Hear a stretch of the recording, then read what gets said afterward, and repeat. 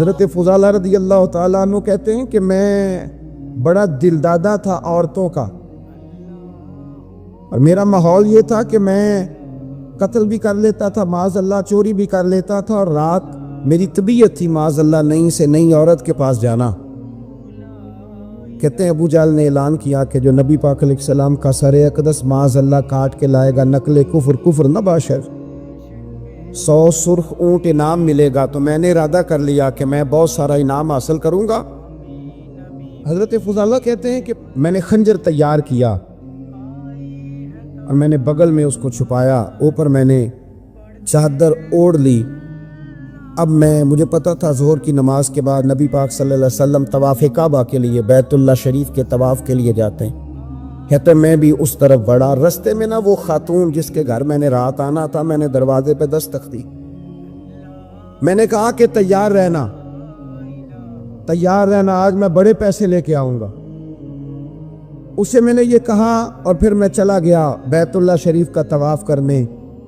کہتے ہیں اللہ کے محبوب بھی طواف کر رہے تھے تو میں نے بھی طواف شروع کر دیا۔ ارادہ یہ تھا کہ جہاں نبی پاک علیہ السلام میرے قریب سے گزریں گے تو موقع پا کر میں حضور کے جسم اقدس پر خنجر کھوپ دوں گا اور معاذ اللہ شہید کر دوں گا۔ کہتے ہیں حضور ایک دفعہ بھی میرے پاس سے گزرے تو میں ہمت نہ کر سکا، دوسری دفعہ بھی پاس سے گزرے تو میں ہمت نہ کر سکا، تیسری دفعہ بھی گزرے تو میں ہمت، نبی کریم صلی اللہ علیہ وسلم 2-3 دفعہ گزرے تو فرماتے ہیں کہ مجھے موقع نہ ملا، اس لیے کہ حضور فرماتے ہیں اللہ نے روب کے ساتھ میری مدد فرمائی، دشمن پر میرا روب طاری ہو جاتا ہے۔ فرماتے ہیں جب چکر پورے ہو گئے تو محبوب کریم نہ چھٹے چکر پہ فرمانے لگے فضالہ چکر ایک رہ گیا ہے، بے خبر ہو جو غلاموں سے وہ آقا کیا ہے، ایک پھیرا رہ گیا۔ کہتے طواف مکمل ہو گیا تو محبوب میرے قریب آئے، فرمایا وہ کام کرتے کیوں نہیں جس کے لیے آئے تھے؟ میں نے عرض کی یا رسول اللہ کون سا کام، کیسا کام؟ اندر تو چور تھا نا، بانج فقیروں کسے نہیں ماریا، اے ہوئی چور اندر دا، اندر چور تھا نا۔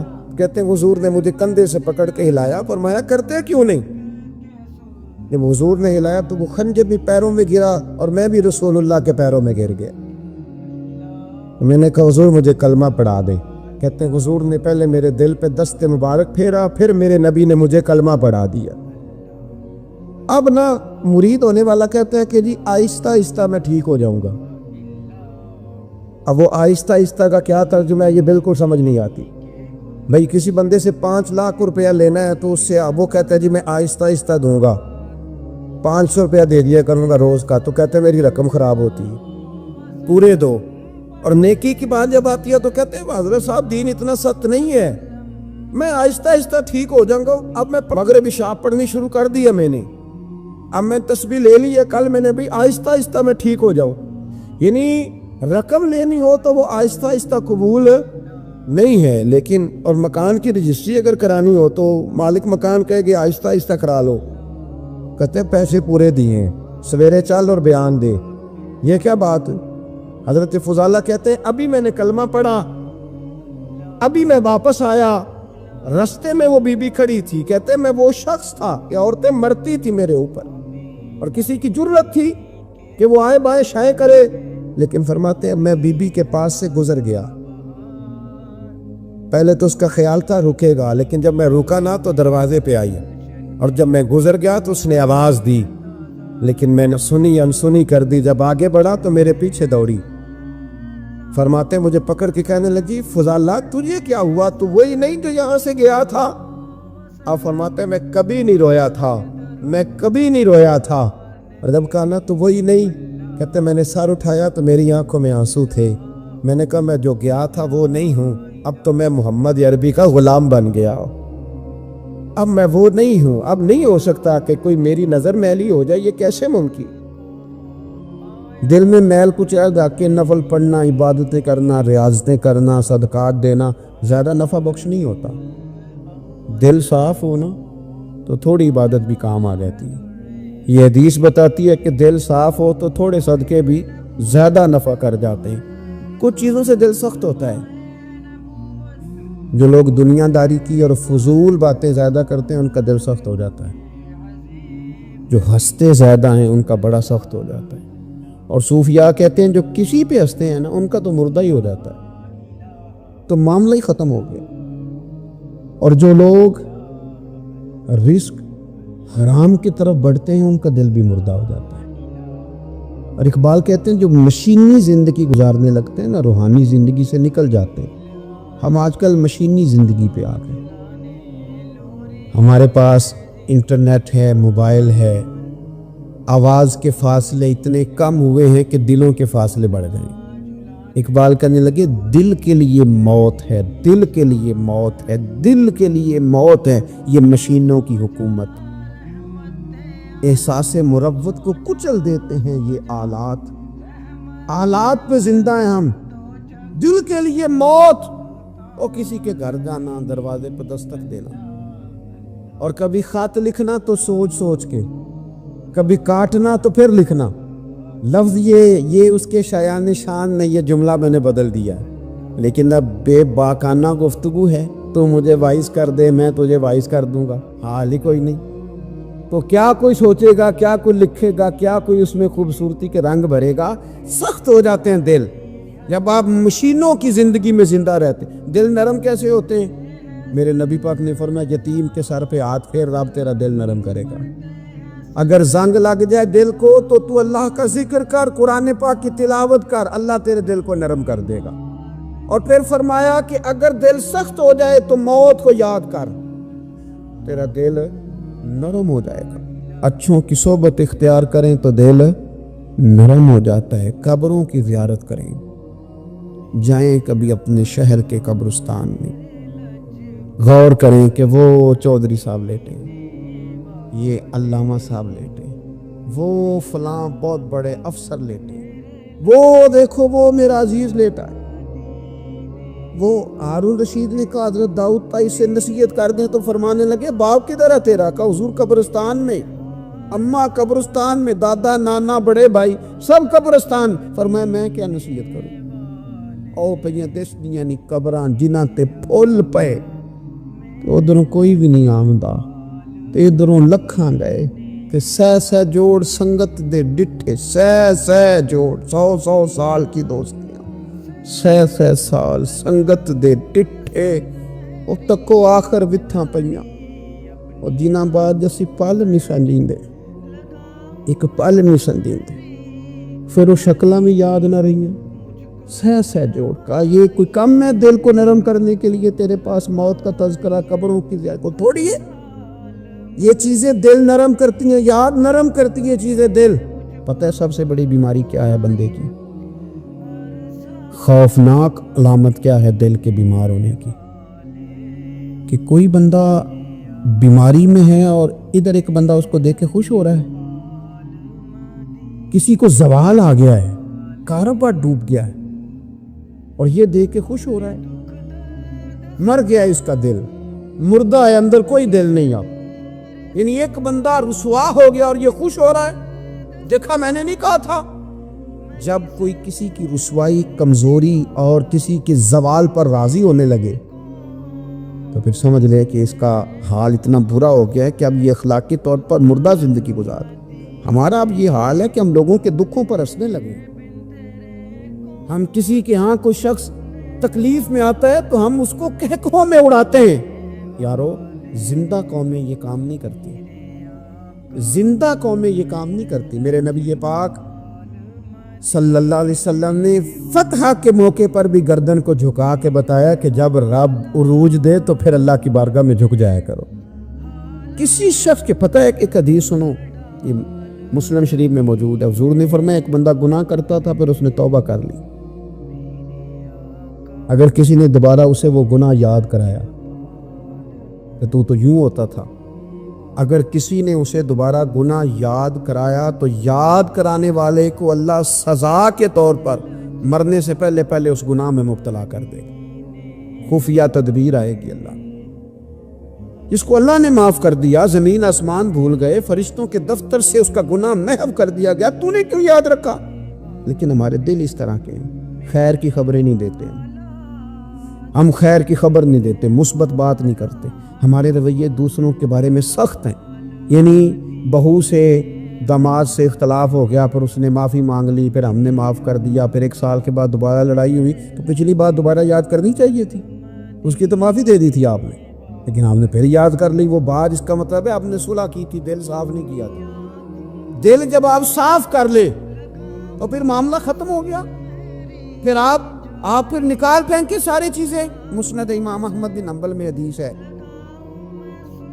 حضرت انس بن مالک رضی اللہ تعالیٰ عنہ کہتے ہیں میں بھی بیٹھا تھا، حضرت عبداللہ بن عمر رضی اللہ تعالیٰ عنہ بھی حضور کی بارگاہ میں بیٹھے تھے۔ نبی پاک صلی اللہ تعالیٰ علیہ وسلم نے فرمایا ابھی ایک شخص تمہارے پاس آنے والا ہے، تیاری کر لو، آنے والا جنتی ہے۔ کہتے ہیں ایک شخص اندر داخل ہوا تو سادہ سا بندہ، داڑھی سے پانی کے قطرے گر رہے، جوتے ہاتھ میں پکڑے، یہ بغل میں دبائے، وہ آ گیا، حضور سے بات چیت کی، چلا گیا۔ ہم بڑے خوش تھے کہ کمال نہیں ہو گیا جس کو حضور نے دنیا میں جنت کی بشارت عطا کر دی۔ اگلے دن اس نے اتفاق، ہم اسی جگہ اسی حال میں بیٹھے تھے کہ پھر محبوب نے فرمایا ابھی ایک بندہ آنے لگا، جنتی ہے۔ کہتے ہیں وہ بندہ آیا تو دیکھ کے حیران ہو گئے، یہ تو وہی کل والا ہی بندہ ہے، اسی طرح داڑھی سے پانی کے قطرے گر رہے ہیں، جوتے اس کی بغل میں آ کے بیٹھ گیا۔ تیسرے دن اللہ کی قدرت ہم وہیں بیٹھے تھے، پھر حضور نے فرمایا بندہ آنے لگا، زیارت کر لو، تیاری کر لو، بندہ جنتی ہے۔ وہی بندہ آیا جو پہلے 2 دن آیا تھا۔ حضرت عبداللہ ابن عمر کہتے ہیں کہ وہ حضور سے کوئی بات چیت کر کے جانے لگا تو میں اس کے پیچھے ہو گیا۔ میں نے اس کو جا کے سلام کے بعد کہا کہ یار میں تیرا مہمان بننا چاہتا ہوں، 3 راتوں کے لیے رکھ لو گے؟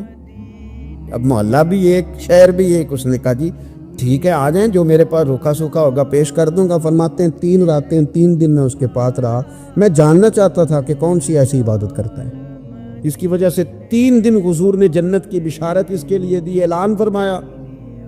کہتے ہیں میں نے کوئی غیر معمولی چیز نہیں اس کے اندر دیکھی، کوئی انوکھی عبادت نہیں دیکھی، عشاء پڑھتا، فجر تک سویا رہتا، میں تہجد کے وقت اٹھتا، نفل پڑھتا، 3 راتیں یہ ہوتا رہا۔ ہاں جب وہ کروٹیں بدلتا تو اللہ اکبر کہتا، باقی وہ سویا ہے، فجر میں اٹھا ہے، صدقہ بھی وہ خاص نہیں اس نے دیا، خیرات بھی میں اس سے زیادہ کرتا رہا، مجھے کوئی خاص چیز نظر نہیں آئی۔ تیسرے دن میں جانے لگا تو میں نے اسے کہا یار سن، مجھے کوئی ضرورت نہیں تھی تیرے گھر میں قیام کرنے کی، میرا گھر قریب ہی ہے۔ وہ تو کمال یہ ہے کہ نبی کریم علیہ السلام نے اپنی زبان فیض ترجمان سے، یعنی وہ زبان جس کو سب کن کی کنجی کہیں، اس کی نافذ حکومت پہ لاکھوں سلام، حضور نے 3 دن تجھے مسلسل جنتی کہا ہے۔ میں تو دیکھنے آیا تھا کہ تیرے اندر کوئی عمل ہو تو میں بھی وہ شروع کروں۔ تو وہ کہنے لگا یہی ہے جو آپ نے دیکھ لیا ہے، فرض نماز ہی پڑھتا ہوں، روٹین کے کام ہی کرتا ہوں، کوئی خاص چیز تو میرے پاس کوئی نہیں۔ حضرت عبداللہ ابن عمر فرماتے ہیں میرے تو سمجھا کہ میں تو اس سے زیادہ خیر کے کام کرتا ہوں۔ اب میں سوچتا ہوا وہاں سے نکلنے لگا کہ پھر کیا خاص بات ہے جو نبی پاک نے 3 دفعہ اسے جنتی کہا ہے۔ جب میں نکلنے لگا نا، دروازے پہ مڑنے لگا تو اس نے آواز دی، کہا یار سنو ایک بات یاد آئی ہے۔ میں نے کہا وہ کون سی؟ کہنے لگا یار جب سے بالغ ہوا ہوں نا، جب سے اللہ نے توفیق اسلام دی ہے، میں نے جب بھی اپنا دل دیکھا ہے نا، جب بھی میرے دل میں کسی کے لیے حسد کوئی نہیں، کوئی عداوت نہیں، کوئی بغض نہیں، کوئی کینہ نہیں، کوئی کیا کر رہا ہے، میرے دل میں سب کے لیے خیر ہی ہے، دل میرا صاف ہے، اس کے علاوہ نہیں مجھے پتا کیا عمل ہے۔ حضرت عبداللہ بن عمر کہتے ہیں پھر مجھے سمجھ آ رہی ہے، یہ جو تیرے دل کی صفائی ہے نا، یہ بنیاد بن گئی ہے جس کی بنیاد پر نبی پاک نے تجھے 3 دفعہ جنت کی بشارت عطا فرمائی ہے۔ تو امام غزالی رحمۃ اللہ علیہ فرمانے لگے کہ اگر مہینے پہ گرد پڑ جائے تو اس میں اکثر صحیح نظر نہیں آتی، مہینے صاف پھر اس پہ اکثر نظر آتے۔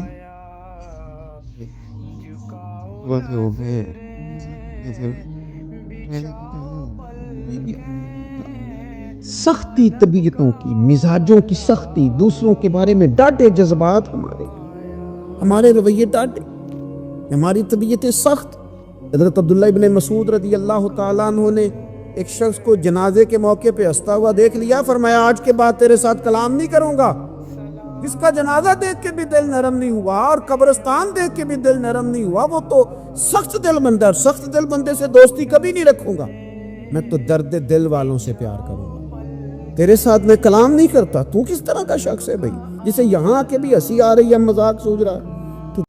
ان کا منگتا ہوں جو منگتا نہیں ہونے دیتے، ان کا منگتا ہوں جو منگتا نہیں ہونے دیتے، ان کا منگتا ہوں جو منگتا نہیں ہونے دیتے، یہ حوالے مجھے رسوا نہیں ہونے دیتے، حوالے مجھے رسوا نہیں ہونے دیتے، ان کا منگتا ہوں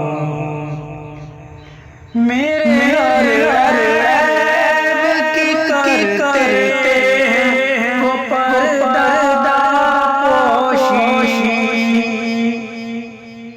میرے ہر عیب کی کرتے ہیں وہ پردہ پوشی، میرے جرم میرے جرم کو تماشا نہیں ہونے دیتے، ان کا منگتا اپنے منگتوں کی فہرست رکھتے مجھے، اپنے منگتوں کی فہرست میں رکھتے مجھ کو